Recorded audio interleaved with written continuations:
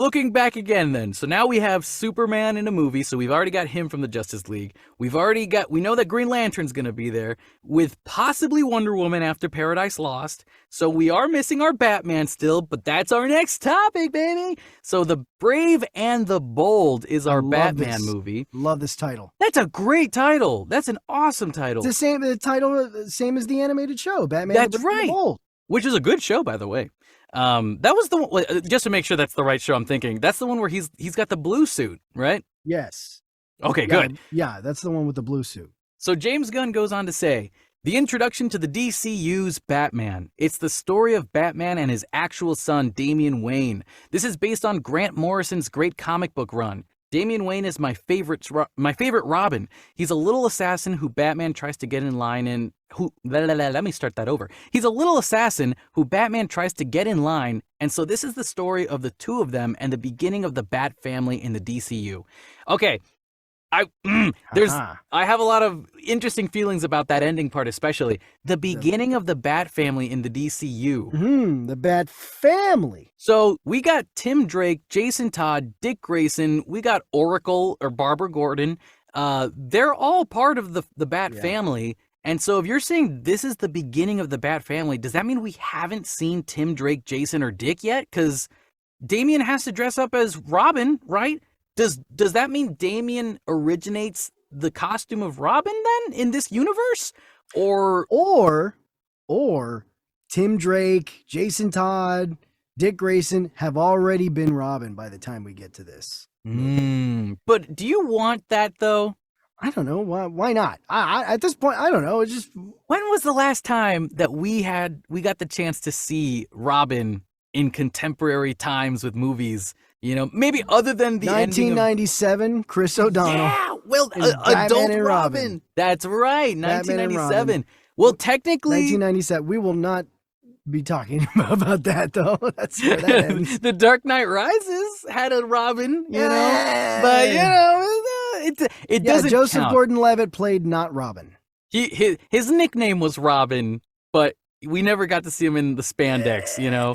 But I think that's interesting because it really puts into perspective that maybe James Gunn just thinks we don't need to see that story. But we haven't really seen it, though, you know? It would be interesting to have it, because it would be interesting to see that unlike all the other superheroes, we get to Batman and we realize, oh no, there's a history already with Batman. Yeah. You know?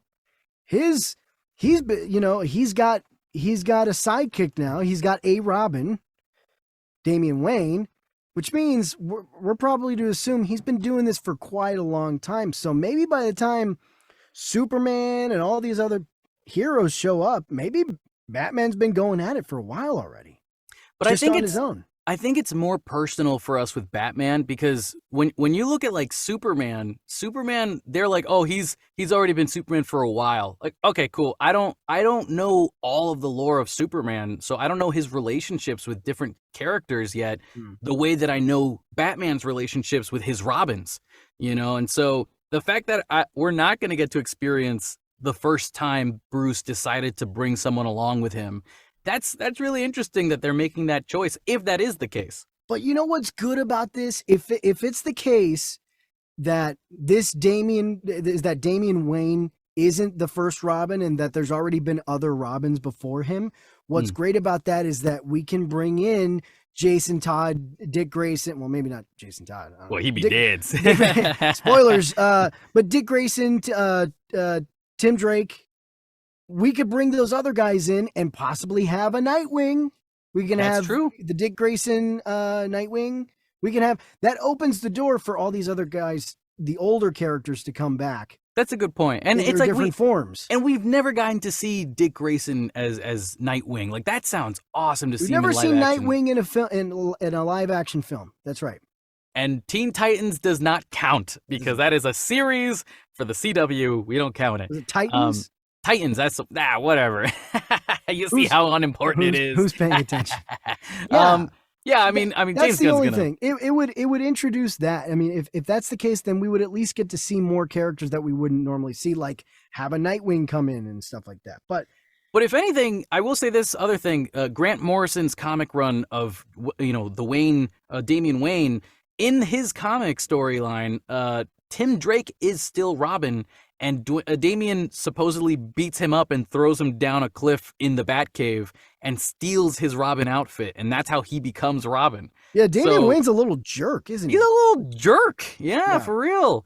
So it's possible that we will see another Robin before Damian. I mean, his name is Damian. I mean, if you watch The Omen, you'll know. Name like Damian. They named him Damian. I mean, what do you expect?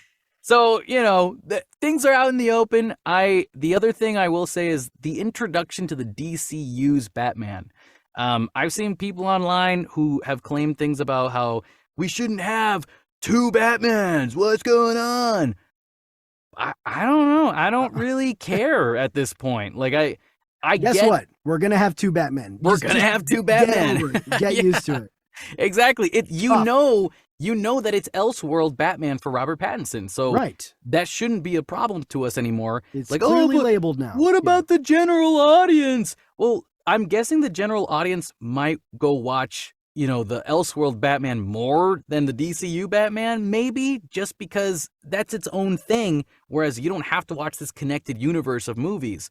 However, this is the first Batman movie out of all of them in the DCU. Right. So it might really pique people's interests. It's still the beginning. So there's a good chance that it'll still make some good amount of money. This is the first time we'll be getting a Batman and Robin live action story in a long time. And it's 96. And you just better hope that they do it right. Of course, they'll do it better than Batman and Robin.